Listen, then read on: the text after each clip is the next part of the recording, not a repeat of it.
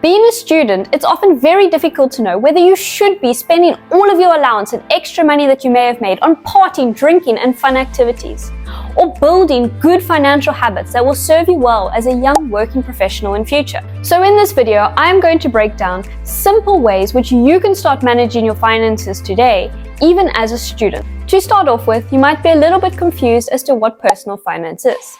In simple terms, it is the system through which your income flows out of into you surviving, having things, or enjoying life.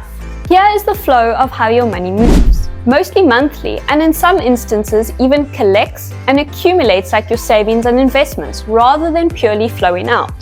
Start with the right bank account. Being a student comes with many perks, such as extremely low fees for financial services, from as little as 10 to 20 Rand per month. So if you are currently paying more and aren't using their benefits, then do your research and switch to a bank account that offers you lower fees. In our flow diagram, this is the place where your money should stop, but it should never be the final resting place, as these check accounts offer very little or no interest rates. And your money is not meant to be optimized to make you money here, but rather optimized to stop you from losing money in the form of otherwise high interest rates on debt. Create and stick to a budget. I highly recommend starting as early as you can to create a budget or a form of a conscious spending plan, even though your finances at this stage may be quite easy to manage, as this can help to track and categorize your income and spending, and to help you be in the know of where your money is coming from and going to. More than anything, this can help you to understand your money psychology so that you're not starting from scratch one day in the future when you have a job and you have to control and manage your finances and stay out of unnecessary debt. See if you can use the 50-30-20 rule to categorize your spending, where 50% of your allowance or income goes towards your needs which are essential for survival, like rent, Wi-Fi, electricity, petrol, groceries, student loans. 30% to wants, which are non-essential desires like eating out, subscriptions, a gym membership, and 20% towards savings and investments so that you can start building financial security for your future self. Another tip is that if managing your budget is too much effort to do weekly or monthly right now, then at the very least track your spending. Tracking your spending can help you identify patterns, and you will subconsciously start to be aware of what you spend your money on, and decide whether the little costs of that coffee and donut as a snack, which has become a habit walking between classes, is really enjoyable and valuable to you, or whether you will prefer to save up for bigger purchases and experiences. You can track your spending on paper with the budgeting app, or just being more conscious of it. There are many free apps or Google Sheets available, and I recommend downloading one and setting a goal to track your expenses for the next 2 weeks. For majority of people, it is not healthy to micromanage your fun money. And while I do recommend doing this for a stage in your life, I wouldn't consider this stage to be when you are a student. You don't have to limit yourself to exactly a certain amount of money for just coffee in a month, and another certain limitation on just clothes in a month. You just need to keep the category as a whole, which is 30% on wants in a month, under control. It doesn't hurt to treat yourself every now and again, but just make sure that this doesn't cut into your other spending and saving categories every month, as this means you'll be putting too little into savings. This mind shift change will already set you up to be ahead of 90% of your peers. I have already seen this myself as a young working professional compared to my peers, as I adopted these habits and made an effort to manage my finances early on. If you are ready to take more action, then I would suggest looking for a part-time job, or even job shadowing in the holidays, or a 2-week internship. Getting a job can help you to manage your finances and even learn more about financial literacy. From the conversations held with young professionals who were in your shoes and are now in the working phases of their life, I am sure there are many things that they wish they would have done sooner when it comes to learning, managing, and investing into their financial futures.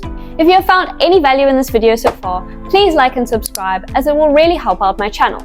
If you typically have some money left over at the end of each month, or you picked up some ad hoc work, then setting up automatic savings to move your money from your checking account to your savings account immediately after you got paid, this irregular amount of money is a sure way to invest in yourself and your future. As the earlier you start contributing to your investments, the quicker the compounding of interest can accelerate your savings to grow at an exponential rate.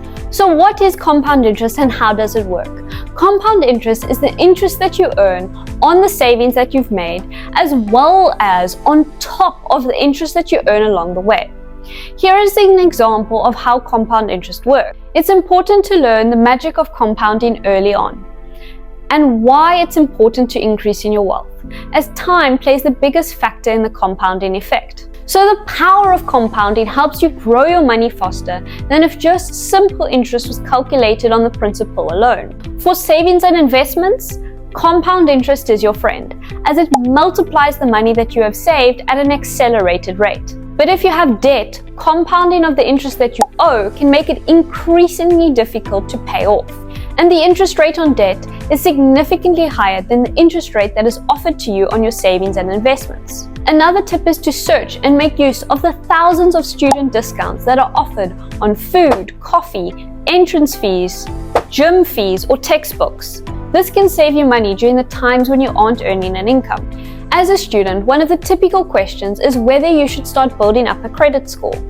And if so, how can you start doing this already without a credit card? There is no reason to take out unnecessary debt, and I don't recommend getting a credit card even if one is offered to you, as without the correct mindset to treat it like a debit card, even though you have more money available, you will most definitely subconsciously spend more than you plan to, and in some cases without an income, sometimes even more than you can afford.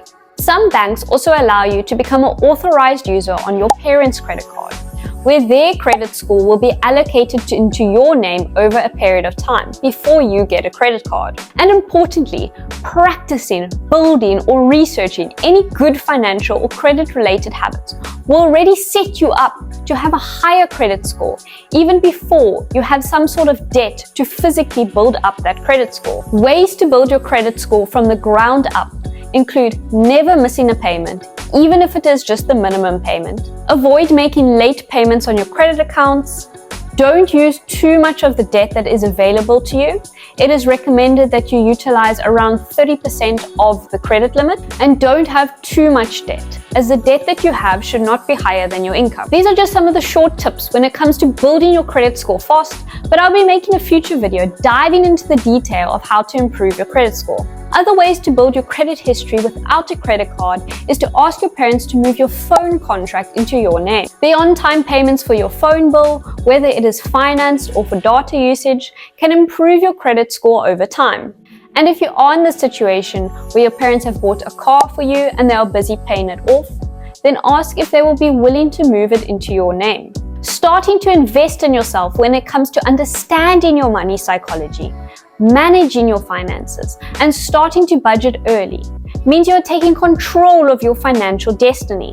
This helps you to gain confidence and clarity when it comes to managing your finances, paving the way to a prosperous future. So thanks for watching, and remember to keep chasing those financial goals and investing in yourself. I'll see you in the next video.